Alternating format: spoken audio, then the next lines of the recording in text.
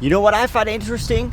Short-lived states. There are well-known examples, there are lesser-known examples, there are unknown examples, and there are examples that actually never existed at all. In this video we're going to talk about the Polish Soviet Socialist Republic, a state that actually never saw the light of day. But heck, we're going to talk about it anyway. Hey, welcome back regular viewers, and it's good to have you back on the channel. My name is Stefan, I'm a history teacher from the Netherlands, and I'm hustling history for you. And if you like that, please consider subscribing and also hit that notification bell so you will become part of the hustle. Let's start. Now, before the First World War started, the city of Białystok, where I'm now, was part of the Russian Empire. During the First World War, Germany captured this city, and it became part of Ober-Ost, which was the occupational region of the Eastern Territories by the Germans. Then 1918, the First World War is over, and on the 11th of November the armistice is signed. But not only that, Joseph Pilsudski proclaims an independent Poland. Białystok was under occupation by German forces. Now, in February 1919, a peaceful transfer of power took place and Polish forces now took the city. However, the biggest threat was not the Germans, no, the Red Army from the east. Because in Russia, things had changed tremendously. In February 1917, a revolution took place which overthrew the Russian Tsar, and a provisional government took power. However, this was far from stable. And then in October or November, depending which calendar you use, the Bolsheviks, the Reds, the Russian communists, they seized power in Petrograd and soon Moscow as well. And they were determined to spread the revolution, to export the revolution through Europe, and also to capture the territories that were previously owned by the Tsar. The conflict between the Poles and the Soviets is known as the Polish Soviet War. Now, initially the Poles were very successful, and that was mostly because of the fact that the Bolsheviks were fighting on different fronts in the Russian Civil War. By 1920, the Poles had captured cities as Minsk and Kyiv.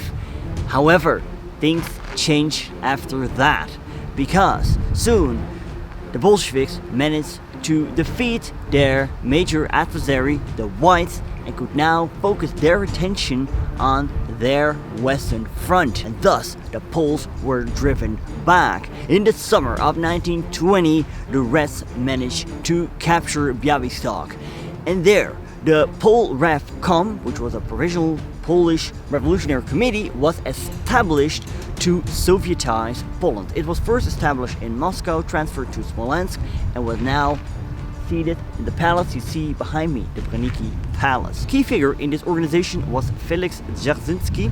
He was a Polish Jewish intellectual who was also the founder of the Cheka. That was a secret police that was set up by Vladimir Lenin in order to spread terror and therefore consolidate the power of the Bolsheviks. Another committee was set up further in the south, in the city of Tarnopol, current Ternopil, which was known as the very short-lived state of the Galician Soviet Socialist Republic. I made a video about that, check it out. Now, Białystok was inhabited by many Jewish people, and many Jewish people welcomed the Bolsheviks because they experienced harassment and discrimination by the Polish authorities, and they thought that the communists, with their principle of equality, would treat them better. Now, before you start commenting, because I know there will be a lot of comments about this, about Judeo-Bolshevism and all these theories, I want to give you a quote from the book of Orlando Fages about the Russian Revolution. It must never be forgotten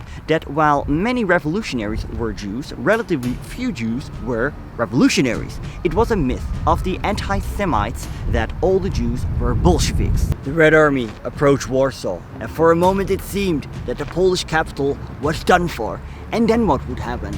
Would the Bolsheviks march into Germany and into Western Europe, and would the whole of Europe become communist? No, because the Poles struck back ferociously and they drove out the Bolsheviks. Then, simultaneously, the Battle of Białystok took place. On August 22nd, 1920, the Battle of Białystok took place. 2 days earlier, the Poles crossed the Bug River, forcing the Soviets into a hastily retreat. With around 2,000 soldiers, the Poles attacked and soon broke through the city center. They made 2,000 POWs from the Red Army.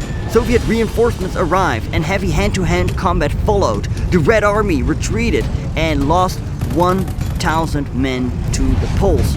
More Soviet reinforcements would arrive and street fighting followed. The Poles emerged victorious and Białystok remained Polish. That same day, the PolRevKom left the city and was dissolved shortly after.